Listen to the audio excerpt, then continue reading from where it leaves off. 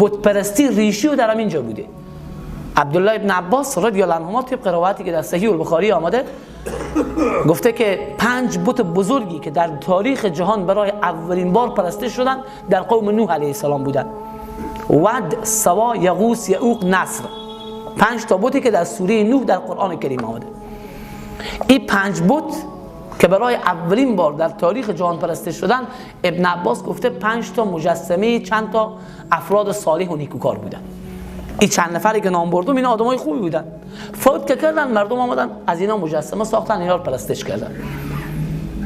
در طول تاریخ بودا چی بوده؟ یک انسانی بوده. مجسمه رو ساختن، امروز بودایی‌ها پرستش میکنن.